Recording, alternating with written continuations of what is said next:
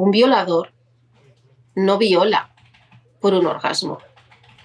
Un violador viola por la sensación de poder que tiene cuando está violando a una mujer.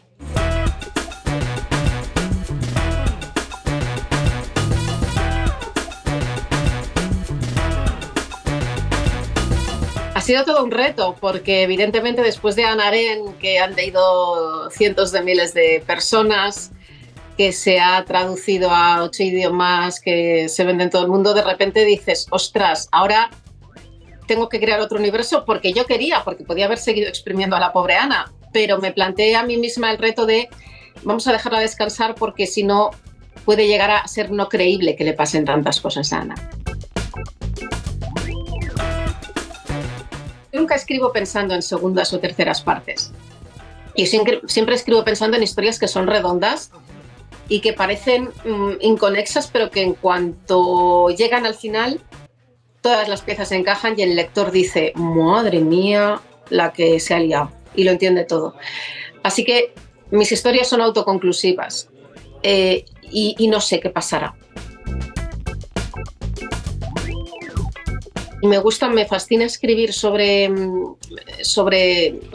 o escribir novela negra, porque me permite también no solo entender mejor al ser humano, sino entenderme mejor a mí misma. Me funciona como terapia gratuita. Para mí me ha ahorrado mucho dinero en terapeutas escribiendo novela.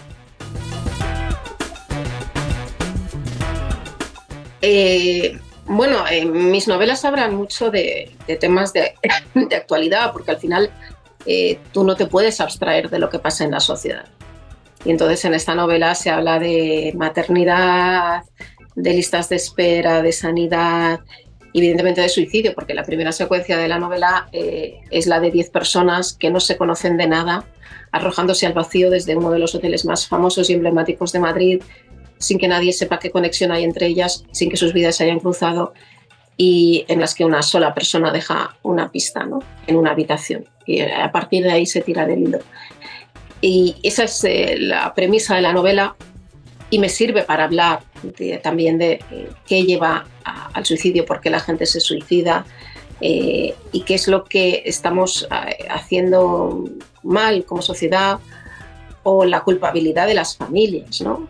Cómo arrastras la culpa por no haber podido, culpa que no es tuya nunca es culpa de las familias, ¿no? Pero es inevitable que se sientan culpables, y por qué no lo vi, y por qué no lo evité, y que hice mal y no lo quise o no la quise lo suficiente. Sí que es cierto que nosotros, o yo como periodista, tiendes a hablar siempre con las víctimas, en casos de violación, en casos de cualquier caso, ¿no?, de cualquier delito. Y para mí, las víctimas son las personas que sufren el delito, pero también hay otro tipo de víctimas, que son los familiares, ¿no? ¿Cómo conjugas ser la madre de un violador? Quieres a tu hijo, lo adoras, lo defenderías, darías tu vida por él, pero tu hijo ha violado a un grupo, ¿no?, a varias mujeres. ¿Cómo llevas eso? ¿Cómo sufres eso? O adoras a tu hijo, pero tu hijo ha asesinado a tus nietas, ¿no? Entonces, ¿cómo vives con esa dualidad? Y a mí me interesaba también estudiar emocionalmente, y salen en la novela, ¿no?, familiares de un violador, ¿no? ¿Cómo sufres, ¿no?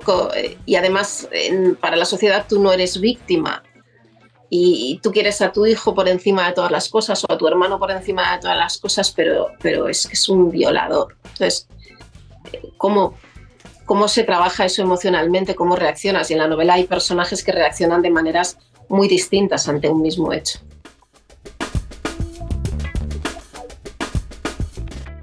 Pero es que vamos a ver, yo tengo 2 hijas, las estoy educando igual, y cada una, iba a decir, es de su padre y de su madre, que ni eso, que son la noche y el día.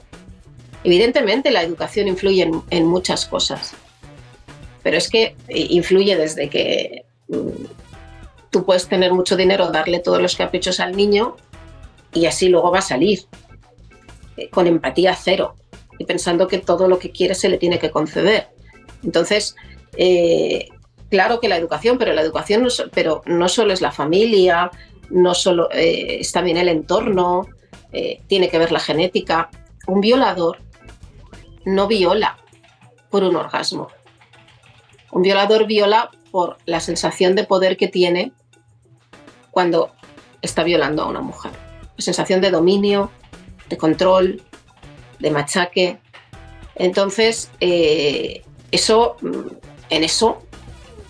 lo construyen muchas cosas, no solo la familia.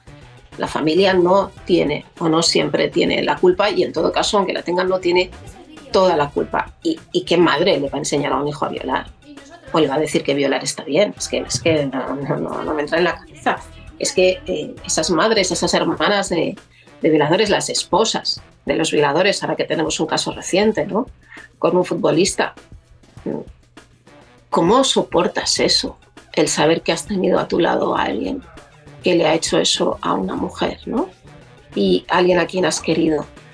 Porque si es tu esposo, bueno, pero si es tu hermano, si es tu hijo, es que te sigues queriendo, haga lo que haga o no.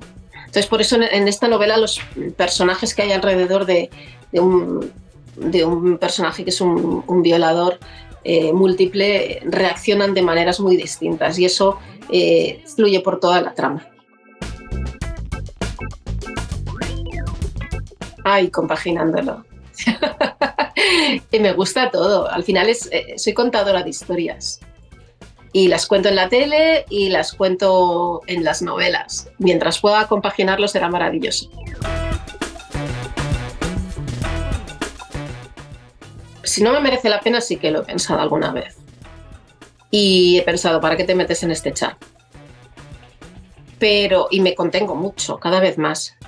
Aprendes a contenerte. Pero hay cosas en las que yo creo que tengo que utilizar mi voz y que es una voz que es más potente que la voz de la media, porque se me escucha, como sobre todo la gente que tenemos proyección pública, ¿no? Puede tener más resonancia lo que decimos, para defender derechos fundamentales de las personas, para defender la igualdad, para defender la no discriminación por orientación sexual, por género, por lugar de procedencia, para decir que la gente se muere intentando llegar a un país desarrollado, pero porque el que tiene detrás es peor. Y no vienen a robarnos, vienen a sobrevivir. Y nosotros hemos nacido en un lugar privilegiado. Entonces, creo que no me tengo que callar. Y procuro no callarme en eso, porque es una de las cosas que debo devolver a la sociedad después de todo lo que me ha dado la vida a mí.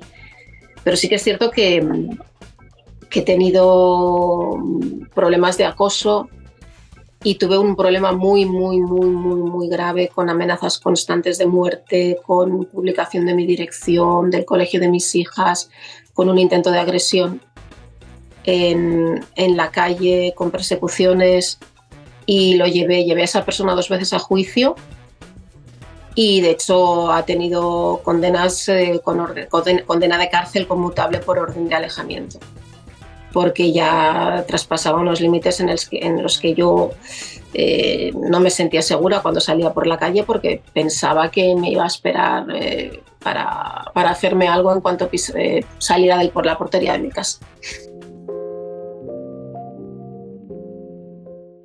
Fue muy complicado de gestionar, primero porque ahora tiene más visibilidad, pero cuando el acoso de esta persona empezó, estaba yo embarazada de mi segunda hija hace 10 años. Y en el primer juicio el fiscal ni se presentó, cuando yo tenía unas amenazas de muerte y la publicación te va a llegar a tus hijas, les voy a mandar tu lengua a cachitos, te voy a partir en trozos, te voy a no sé qué, conozco mucha gente, vives en este sitio, tu hija va a este colegio. Entonces, cuando nació mi hija pequeña, yo estuve varias semanas sin salir a la calle con un bebé recién nacido que necesitaba. O sea, salía en coche a llevar a la mayor al cole, pero no salía a paseaba por la terraza de casa porque me daba mucho miedo. Fue cuando denuncié por primera vez. Y sí que es cierto que todo el mundo me decía, no, esta gente no traspasa los límites virtuales, esta gente son unos acojonados. y es una persona de Valencia, y en una presentación en Valencia de una de mis novelas vino, me persiguió, dio conmigo en la estación del AVE, me empezó a gritar. Suerte que estaba yo con un amigo y su familia, que habíamos quedado para tomar algo antes de que saliera el tren, y es grande, Emilio, y se interpuso entre los dos y yo pude pasar corriendo, pasar el control de seguridad y meterme en el tren. Y entonces fue cuando hice la segunda denuncia, y cuando, bueno, pues tampoco te creas que ocurrió mucha cosa, pero bueno, dada la contundencia de las amenazas y de las pruebas, el juez le condenó a 2 años de cárcel, pero conmutables por si no incumplía la orden de alejamiento. Pues no hasta ahora. Si me llegas a hacer esta pregunta hace 6 meses, te hubiera dicho que nunca. Pero acabo de cumplir 50 y 50 estoy feliz de cumplir 50 y lo digo, y un año antes de cumplir 50 yo decía, tengo 50, bueno, me quedan 6 meses, pero tengo 50 y estoy maravillosa. Pero cuando te empieza a cambiar el cuerpo y dices, ostras, es que ya dentro de poco me llega la menopausia, ¿no? Y es un tema tabú, pero porque parece que te... Pues sí, ya dentro de poco, ¿no? Esa fase de perimenopausia que puede durar 3-4 años hasta que te llega la menopausia de verdad. Y te miras a tu cuerpo y el cuerpo te empieza a cambiar, y el cuerpo que has tenido siempre, con sus altos y con sus bajos, con sus subidas de peso, bajadas de peso y tal. Y haces así y dices, jo, es que este cuerpo no es el mío, ¿no? O no es el que yo tenía hasta ahora. Ahora tengo que acostumbrarme a estar más blandita por mucho deporte que haga, ¿no? O a otro perímetro abdominal. Y es difícil, ¿eh?